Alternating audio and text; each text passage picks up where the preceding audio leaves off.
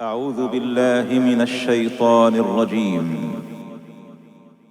بسم الله الرحمن الرحيم. يا أيها الذين آمنوا إذا نودي للصلاة من يوم الجمعة فاسعوا إلى ذكر الله وذروا البيع ذلكم خير لكم إن كنتم تعلمون. الحمد لله رب العالمين. إن الحمد لله نحمده ونستعينه ونستغفره ونستهديه ونسترشده ونعوذ بالله من شرور أنفسنا ومن سيئات أفعالنا وأعمالنا وأقوالنا. من يهده الله فلا مضل له ومن يضلل الله فلن تجد له وليا مرشدا. ونشهد أن لا إله إلا الله الواحد الأحد الفرد الصمد الذي لا ند له يحيي ويميت وهو على كل شيء قدير.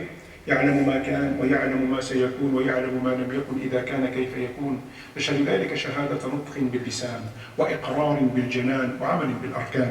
ونشهد أن سيدنا وحبيبنا وعظيمنا وقائدنا وقدوتنا ورائدنا وزعيمنا وأستاذنا ومعلمنا محمدا صلى الله عليه وسلم نبي الله ورسوله أدى الأمانة وبلغ الرسالة ونصح الأمة وكشف الغمة وجاهد في الله حق جهاده حتى أتاه اليقين من الله فتركنا على المحجة البيضاء على الطريقة الواضحة الغراء ليلها كنهارها لا يزيغ عنها إلا هالك. صل اللهم عليه وعلى آله وصحبه وعلى من اقتفى أثره ودعا بدعوته وسلك سبيله إلى يوم الدين. اللهم آت نفوسنا تقواها زكها أنت خير من زكاها أنت وليها ومولاها. وبعد معاشر المؤمنين الكرام. Que quelqu'un rentre à la mosquée alors que l'imam fait son discours et qu'il fasse 2 rak'at, ça c'est rentré dans les mœurs. Je suis un malikite, et les malikites disent il n'y a pas de tahiyyat al-masjid quand l'imam fait son discours. Mais c'est pas grave, si quelqu'un il le fait, il n'y a pas de problème. Mais que l'imam fait son discours et quelqu'un qui lit Al-Qur'an al-Karim, ça n'existe pas. Je n'ai jamais vu ça, c'est la première fois que je le vois, et je le vois ici, bi'idhnillahi azza wa jalla. Ceci dit, on est rentré dans une nouvelle année hijr. Et qui dit année hijr dit la hijra du prophète alayhi salatu wassalam. L'immigration du prophète alayhi salatu wassalam. L'immigration, c'est le fait que le Nabi sallallahu alayhi wa sallam s'est déplacé de la Mecque à Médine pour y prendre ses quartiers, pour s'installer à Médine, bi'idhnillahi azza wa jalla. L'immigration du prophète alayhi salatu wassalam est l'un des virages les plus importantissimes dans l'histoire de la da'wah, dans l'histoire de l'islam, dans l'histoire de la Ummah, dans l'histoire de l'humanité tout court, bi'idhnillahi tabaraka wa ta'ala.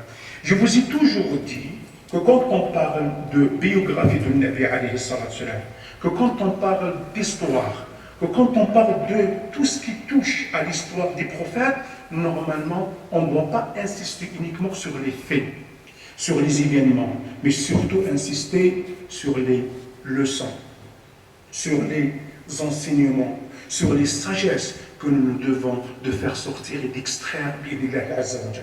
Et dans l'immigration du prophète, alayhi salatu wassalam, il y a énormément d'enseignements, énormément de leçons, énormément de sagesse que nous devons d'analyser, que nous devons de connaître, qu'on n'est pas censé ignorer, que nous devons même enseigner aux autres, que nous devons de les utiliser, que ce soit dans notre vie, que ce soit dans notre cheminement vers Allah subhanahu wa ta'ala, que ce soit dans la transmission du message d'Allah tabaraka wa ta'ala. L'année dernière, pour ceux qui étaient avec nous et qui se rappellent, je vous ai parlé de 2 enseignements majeurs de l'immigration de Nabi sallallahu alayhi wa sallam. 1, le sacrifice, les sacrifices pour la religion d'Allah subhanahu wa ta'ala, dans le sens d'Allah subhanahu wa ta'ala. Et de 2, je vous ai parlé des jeunes et du rôle du jeune dans la réussite non seulement de l'immigration, mais dans le rayonnement de la religion d'Allah tabaraka wa ta'ala. Avant la fermeture, je vous ai parlé d'un enseignement de l'immigration de l'Islam. Quand je vous ai parlé de la conception de l'espoir, quand je vous ai parlé de l'espérance, quand je vous ai parlé de l'optimisme, quand je vous ai dit il ne faut pas céder au désespoir, il ne faut pas céder au défaitisme, c'était une leçon de l'immigration. Se transcender dans les moments difficiles, c'est une des leçons et des sagesses de l'immigration. Et aujourd'hui, bien sûr, on va prolonger cette droite-là pour en parler d'autres sagesses et surtout d'une sagesse, d'un enseignement importantissime de l'immigration de Nabi sallallahu alayhi wa sallam. J'aimerais bien aujourd'hui vous entretenir sur la gestion des ressources humaines à travers l'immigration de Nabi alayhi salatu wa sallam. C'est quoi la gestion des ressources humaines à travers l'immigration de Nabi sallallahu alayhi wa sallam? C'est tout simplement mettre l'homme, avec un grand H bien sûr, qu'il faut, dans la place qu'il faut. Ou en quelque sorte, c'est comment chacun d'entre nous doit trouver sa place pour servir la religion d'Allah subhanahu wa ta'ala. L'immigration est là pour nous enseigner que chacun d'entre nous, qu'il soit vieux, qu'il soit jeune, homme, femme, riche, pauvre, noble, misérable, intellectuel, pas intellectuel, chacun d'entre nous, chaque musulman a quelque chose à apporter à l'islam, peut servir la religion d'Allah subhanahu wa ta'ala. Pourquoi? Parce que servir la religion d'Allah subhanahu wa ta'ala, avoir une valeur ajoutée pour l'islam, apporter quelque chose à la religion d'Allah subhanahu wa ta'ala est une injonction, est une obligation dès lors qu'on épouse l'islam, dès lors qu'on embrasse l'islam, dès lors qu'on se repent à Allah subhanahu wa ta'ala.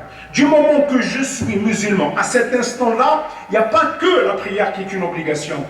Il n'y a pas que le jeûne qui est une obligation. Il n'y a pas que le pèlerinage qui est une obligation. Il n'y a pas que la zakat qui est une obligation. Mais aussi, servir la religion de Allah subhanahu wa ta'ala est une obligation. Et comme servir l'islam est une obligation, ça veut dire quoi? Que chacun d'entre nous doit trouver sa place, doit laisser son empreinte, doit faire quelque chose et peut servir la religion d'Allah subhanahu wa ta'ala. Et encore une fois, l'immigration est là pour nous enseigner Bidillah Azza wa Jal, et on va voir comment, Inch'Allah, sallu ala rasulillah. Nabi alayhi salam, dans son immigration, a constitué une équipe de travail, un groupe de travail, et qui était composé de différentes potentialités. Donc il y avait le chef, bien sûr, qui est Nabi alayhi salatu wa salam.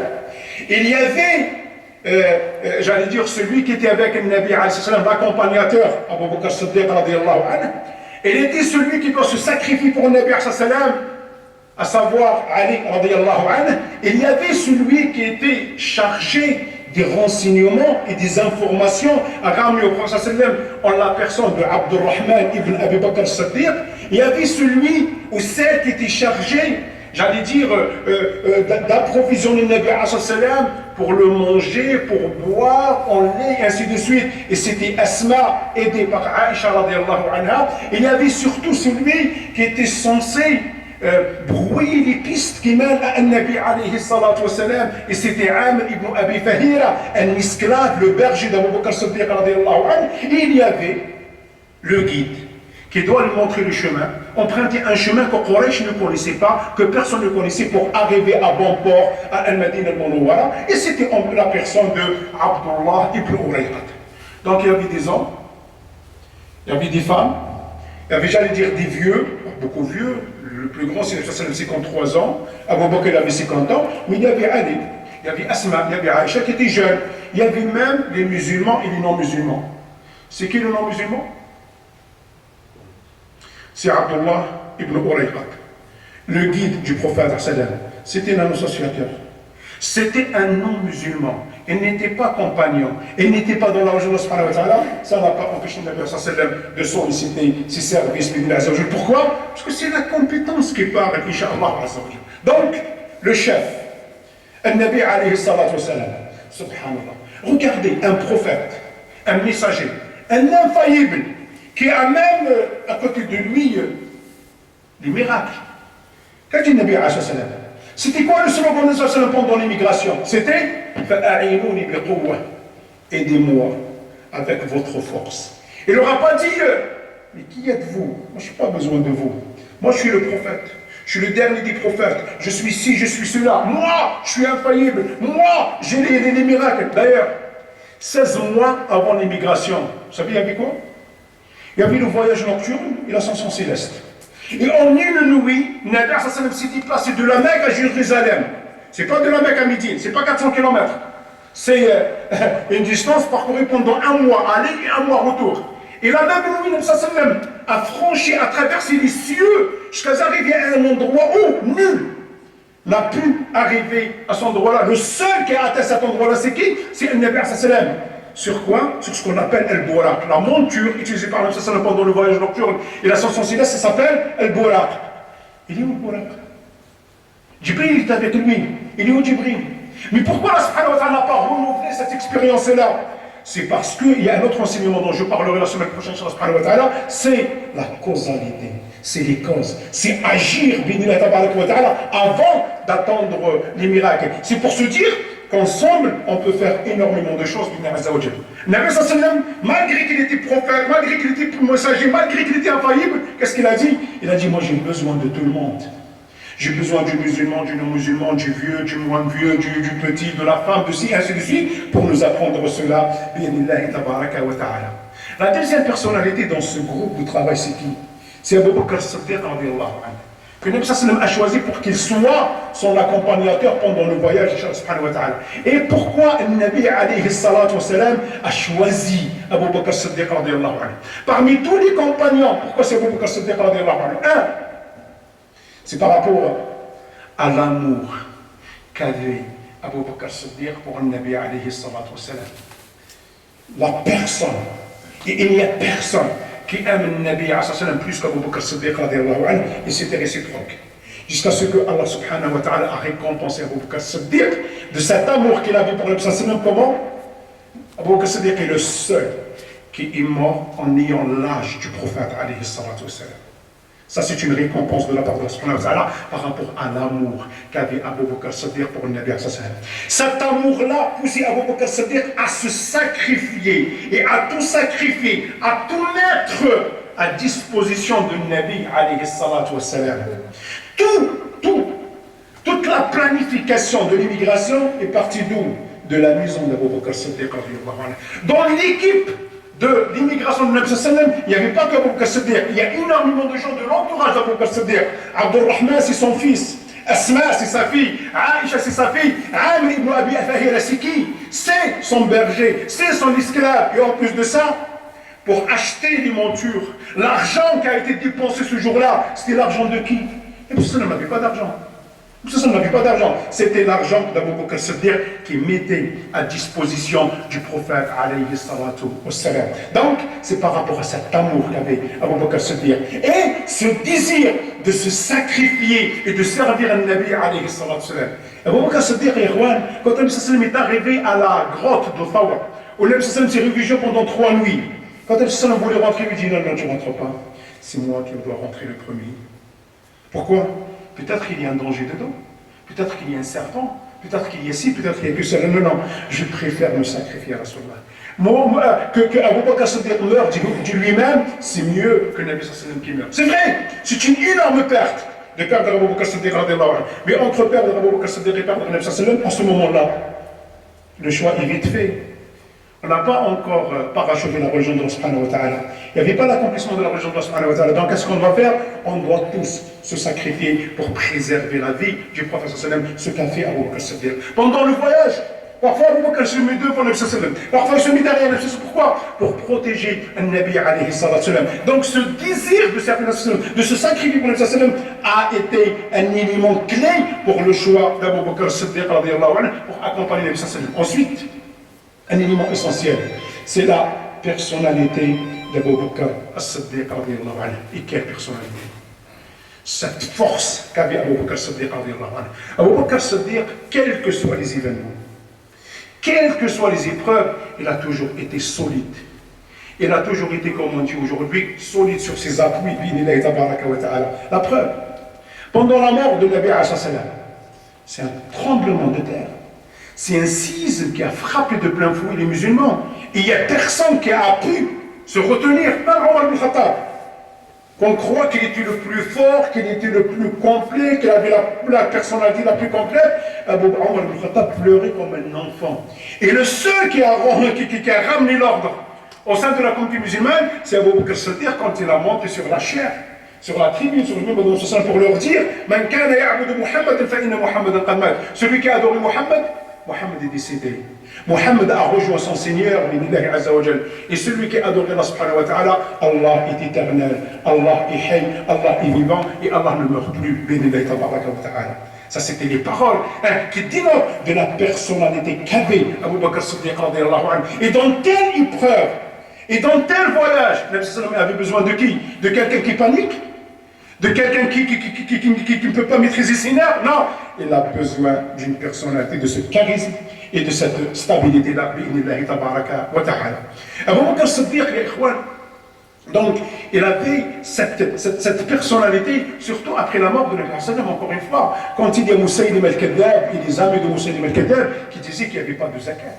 Ce qu'on appelle l'épisode de Ridda, du reniement de la religion de Allah subhanahu wa ta'ala. Et celui qui a vraiment fait face à cela avec sa personnalité, c'était Abu Bakr Siddiq. C'est pour cela que Nabi l'a choisi. Et le slogan d'Abu Bakr Siddiq, c'était « Kullu Sa'id, soit prêt à toute éventualité et à tout moment. » La troisième personnalité dans l'équipe de l'immigration de Nabi c'était Ali radiallahu anhu. Alors que Ali aussi était jeune à l'époque. Le jour de l'immigration de Nabi sallallahu alayhi wa sallam, Quraysh a tenu un conseil extraordinaire dans lequel ils ont décidé d'assassiner, de tuer, de se débarrasser de Nabi alayhi salatu wa sallam. Sauf que la révélation, elle arrive en une fraction de seconde. Au moment où ils décident de faire cela, Jibril arrive pour dire à Nabi sallallahu alayhi wa sallam, tu ne dois pas dormir cette nuit dans ton appartement. Tu dois changer d'appartement, tu dois sortir. Et pour cela, tu dois laisser quelqu'un. Choisir qui, ya Jama'a? Choisir Ali ibn Abi Talib radiyallahu anhu. Ali ibn Abi Talib, pourquoi il a été choisi? Donc il a été choisi pour dormir à la place de Nabi alayhi salatu wa salam d'un côté. Et pourquoi c'est lui qui doit dormir dans la place de Nabi sallallahu alayhi wa sallam? C'est parce que Ali est une unité en lui-même. Ali est une armée lui-même. C'est vrai quand on parle de Ali, et quand on parle de la personnalité de Ali, tous les imams, tous les savants parlent de la spiritualité de Ali. On parle du savoir de Ali.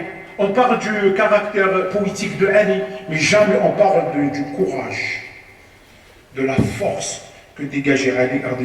Je vous donne un exemple.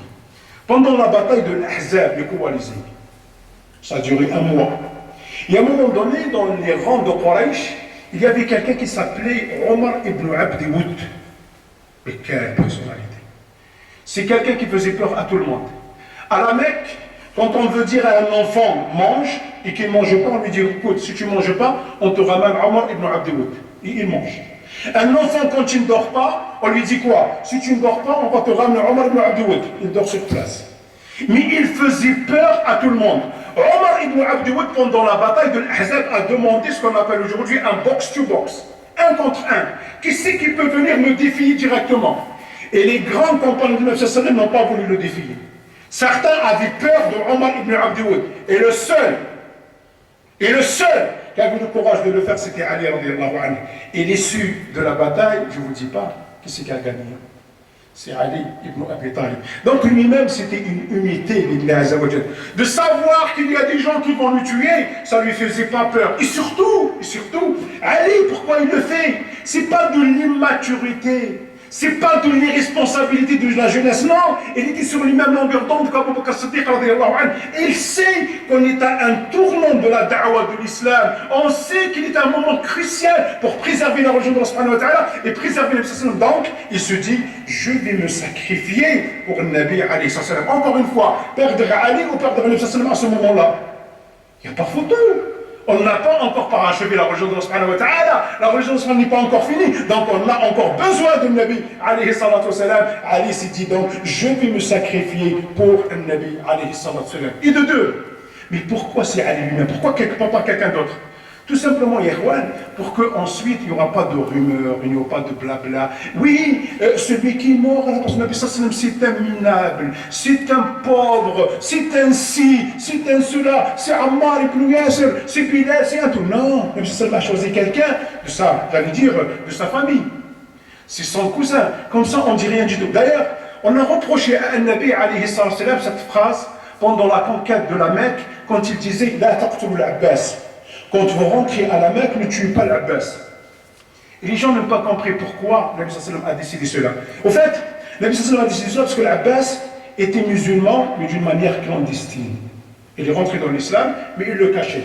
Il y a peu de gens qui le savaient. Mais la masse et la quasi-majorité des musulmans ne le savaient pas. Donc, pour eux, c'est une faveur que faisait le Nabi sallallahu alayhi wa sallam à son oncle. Et ce n'est pas une faveur que fait le Nabi sallallahu alayhi wa sallam à son oncle. C'était pas son oncle, c'était oui son oncle, mais c'était un musulman. Et on ne doit pas tuer un musulman, subhanallah. Et il cachait sa religion. Et il était dans la clandestinité parce que c'est les besoins à l'époque, le Nabi sallallahu alayhi wa sallam avait besoin de lui. Donc les gens reprochaient ça à Nabi sallallahu alayhi wa sallam. Imaginez que pendant l'immigration, le Nabi sallallahu alayhi wa sallam mettait quelqu'un à sa place et qu'il sera tué par les Kourachites. Qu'est-ce que les gens vont dire? C'est pour ça que le Nabi sallallahu alayhi wa sallam a choisi Ali, comme ça personne n'en parlera et la polémique sera close, Inch'Allah tabaraka wa ta'ala. Et ensuite, une autre raison. Même si on ne suivit pas le Nabi sallallahu alayhi wa sallam. Vous savez comment on appelait le Nabi sallallahu alayhi wa sallam à la Mecque?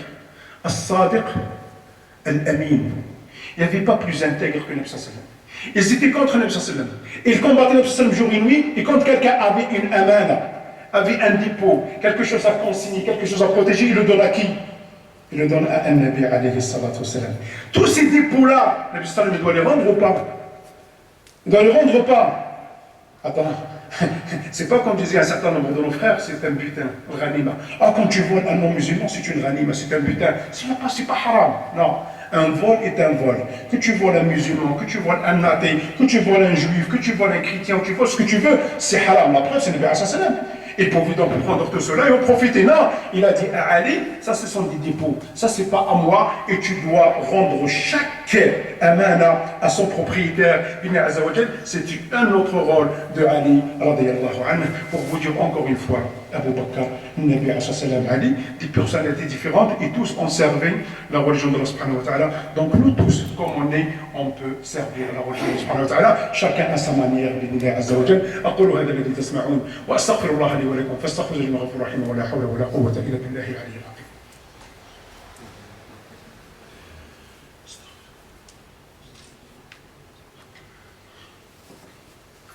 الحمد لله رب العالمين والصلاة والسلام على رسول الله الكريم. على الله نتوكل به نستعين ولا حول ولا قوة إلا بالله العلي العظيم. Quatrième personnalité, Abdurrahman ibn Abi Bakr as-Siddiq radiyallahu anhu. C'est quoi son rôle? C'est le renseignement. Abu Bakr Abdurrahman avait cette mission-là. Donc toute la journée à la Mecque, toute la journée au contact des Mécois et surtout des responsables Mécois, pour savoir qu'est-ce qu'ils mijotent, pour savoir qu'est-ce qu'ils veulent faire, pour savoir qu'est-ce qu'ils planifient, pour savoir qu'est-ce qu'ils veulent faire au prophète sallallahu. Et toutes ces informations-là, une fois collectées, il les ramène au prophète sallallahu et il les ramène à son père, et en fonction de ces éléments, et en fonction de ces enseignements, et en fonction des informations, le Nabi alayhi salatu wa salam puisse adapter sa stratégie, bi'idhnillahi tabaraka wa ta'ala. Et pour une telle mission, il y a quoi? Et pourtant, Abdurrahman ibn Abi Siddiq, il était jeune, encore une fois. Il faut avoir une personnalité disciplinée. Pas comme aujourd'hui. Aujourd'hui, on a un certain nombre, excusez-moi les jeunes, un certain nombre de jeunes, et même plus jeunes, plus que des jeunes, qui, subhanallah, une futilité pour lui, c'est une information capitale. Et des informations capitales et des informations importantissimes, et on ne donne pas de l'importance. Aujourd'hui, il y a des événements qui nous touchent, de près, de loin, on les occulte, on les a. Il y a des supercheries. Quand je vois ce que les jeunes partagent, quand je vois ce que, même parfois des choses, entre parenthèses, qui concernent la religion. Il y a énormément de gens qui m'envoient des trucs, et quand je lui dis, mais d'où tu as ramené ça? Est-ce que tu as vérifié cette information? Mais non, moi je l'ai partagée. Mais subhanallah, mais tu partages n'importe quoi. Mais tu es en train de faire n'importe quoi. Imaginez Abdurrahman ibn Abi Bakr Siddiq qui n'avait pas la tête sur les épaules, qui ne savait pas faire la différence entre les informations, qui ne savait pas faire la différence entre une information futile et une information importantissime. Mais ça aurait des conséquences néfastes, et sur le prophète sallallahu et sur son père. Lui, non. Il avait cette capacité-là. Et c'est pour cela qu'on doit apprendre à trier les informations, à trier ce qu'on revoit et à trier même ce qu'on partage. Bi'idhnillahi tabaraka wa ta'ala. Et donc, et le soir, il revient. Le Nabi sallam, dans la grotte de Thawr, avait besoin de manger, avait besoin de boire. Hein? Et pour cela, je vous ai dit, le Nabi sallam a choisi Asma et sa sœur Aïcha. Et c'est Asma qui ramenait le manger à Nabi sallam. Pour ceux qui n'ont pas vu, c'est extraordinaire.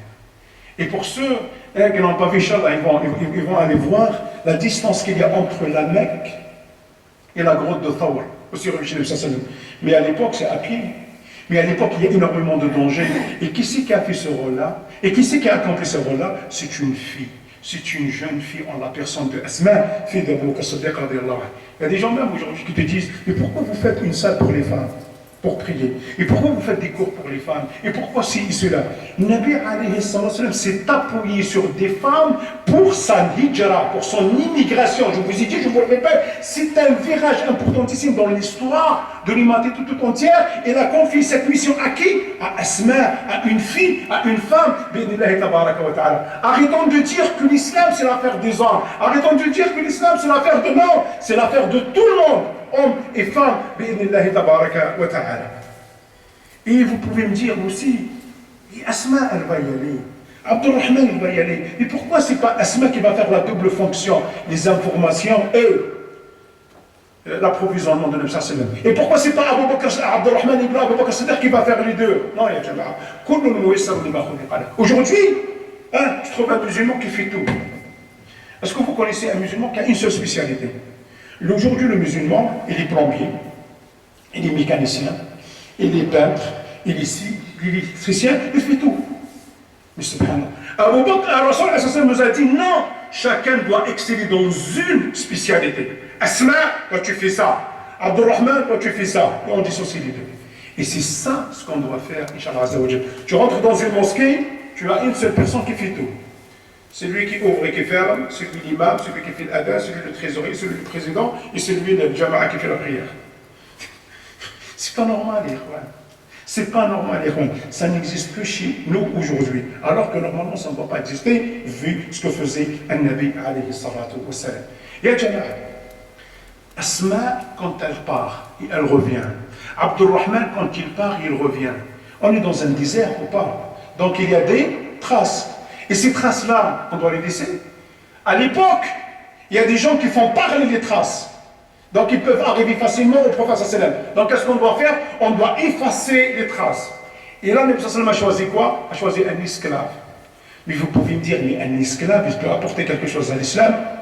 Bien sûr. Je le dis et je le répète, chacun d'entre nous a une place pour servir la religion de Allah. Chacun d'entre nous doit se trouver une mission pour servir la religion de Allah. Un esclave, un berger, qu'est-ce qu'il fait? Non seulement il efface les traces de Abdurrahman et de Asma, mais aussi il avait des troupeaux, donc il peut avoir du lait, il peut avoir de la viande pour le Nabi alayhi salatu wassalam et pour Abu Bakr Siddiq radiyallahu anhu. Et le dernier dans la liste, c'est Abdullah ibn Urayqat, le non musulman. Un non musulman que un Nabi sallallahu a sollicité. Pourquoi? Pourquoi? C'est la compétence, Ikhwan. Mais c'est la compétence. Arrêtons de dire, oui, je dois avoir un... Et si tu vas avoir un musulman pour te construire ta maison, pour te faire un massacre, c'est ça l'islam? Non, pas du tout, Ikhwan. Pas du tout, Ikhwan. Et si tu ramènes un musulman pour te faire l'installation électrique qui ne sait pas, je suis désolé s'il n'y a pas parmi des électriciens. Non, non, c'est pas le morceau d'Ikhwan. C'est pas la finalité. Est-ce que tu vas le faire? Non. On doit choisir le plus compétent, Inch'Allah. Donc c'est des critères pour avoir tel ou tel poste, pour avoir telle et telle mission, comme a fait le Nabi alayhi salam. Ensuite, qu'est-ce qu'on doit apprendre du choix de Abdullah ibn Urayqat? C'est le courage qu'avait Abdullah ibn Urayqat. Abdullah ibn Urayqat, donc il va défier Quraysh. Voilà. On saura après, surtout qu'il n'est pas musulman, il va revenir à la Mecque, il a sûrement une famille à la Mecque, voilà, qu'il va revenir et donc il va courir un danger. Non. C'est quelqu'un qui a un principe. Et quand on a un principe, on peut mourir pour ces principes-là, un mouchrik, un non-musulman qui a le courage et qui a les principes, Inch'Allah. Deux, ce qu'on appelle al-wafa bil-uhud wal-mawathiq, respecter ses engagements. Et lui, il a eu un engagement avec Abu Bakr Siddiq. Il avait un engagement avec Abu Bakr Siddiq. Oui. Lui, cette mission, est-ce qu'elle était gratuite? Non, elle n'était pas fisabilillah. C'était payant. Mais combien? Pas au même niveau que la rançon qu'avait mis Quraysh pour attraper Nabi sallallahu vif ou mort. Vous savez que quand Nabi sallallahu est parti, Quraysh, qu'est-ce qu'il a dit? 200 chamelles pour celui qui nous ramène ça, c'est le vif ou mort.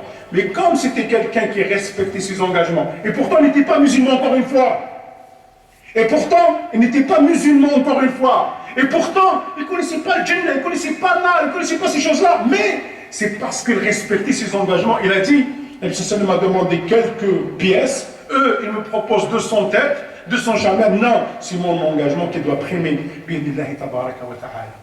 Et trois, quelque chose d'essentiel, est-ce qu'on peut solliciter les non-musulmans dans un certain nombre de choses? Mais bien sûr. Sauf qu'aujourd'hui, moi je recommande aux non-musulmans de ne pas le faire. Pourquoi? Parce qu'aujourd'hui, celui qui va s'allier avec les musulmans, ce sont les musulmans eux-mêmes qui vont l'assassiner, qui vont le détruire. Il y a combien de personnes qui ont voulu aider les musulmans? Eddie Plenel, qui c'est qui ne connaît pas Eddie Plenel? Qui a écrit des livres et des livres pour défendre l'islam, pour défendre les musulmans, pour nous défendre. On le connaît? On le connaît? On ne le connaît même pas. Normalement, on doit être à 100% avec lui. Au moins, on achète ses livres, même si on ne le lit pas. Mais nous, on l'a laissé. On l'a laissé et tout le monde s'est attaqué à lui. Est-ce que cette personne-là, si, c'est des gens qui sont des principes. Je sais qu'à chaque fois qu'il a besoin, il va défendre l'islam, il va défendre les musulmans. Mais quelqu'un d'autre, il va se dire, mais ces gens-là, moi je vais les défendre. Ils ne méritent pas. Ils ne méritent pas. Et c'est comme ça, les gens-là. Normalement, on peut demander l'appui, on peut demander le soutien de ces gens-là, mais comme nous, on n'est pas à la hauteur, il y a énormément de gens qui ont peur de venir vers nous. L'essentiel. L'enseignement, c'est quoi? C'est que chacun d'entre nous peut servir l'islam. Les jeunes, une dernière demande. Comment vous pouvez servir l'islam? Vous savez que les Jumu'ahs sont enregistrés. Que l'association Islah, qui gère ici, a une chaîne YouTube. Association-islah.fr. Au lieu de partager n'importe quoi, mais on peut s'abonner à la chaîne. Mais on peut partager les vidéos. Tu ne sais pas, et peut-être un de tes amis. Peut-être quelqu'un avec qui tu es connecté, il va entendre un prêche, il va se repentir. Tu es gagnant ou pas? Est-ce que tu as servi l'islam? Bien sûr que tu as servi l'islam. Et bien sûr que tu as servi la religion de Allah. Donc on peut le faire.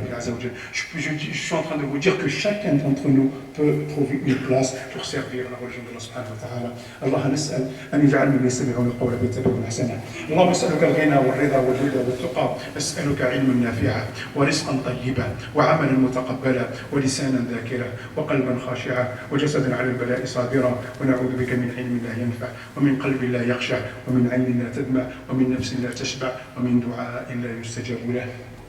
اللهم اشف مرضانا ومرضى المسلمين، اللهم اشف مرضانا ومرضى المسلمين، اللهم اشف مرضانا ومرضى المسلمين، اللهم ارحم موتانا وموتى المسلمين، اللهم اغفر لنا ولوالدينا ولمن كان له فضل علينا ولجميع المسلمين والمسلمات والمؤمنين والمؤمنات الاحياء منهم والاموات، ولكل من طلب منا الدعاء ولكل من طلبنا منه الدعاء، وصل اللهم وسلم وبارك على سيدنا محمد وعلى اله واصحابه اجمعين، سبحان ربك رب العزه عما يصفون وسلام على المرسلين، اخر دعوانا الحمد لله رب العالمين، بارك الله فيكم اجمعين واقم الصلاه.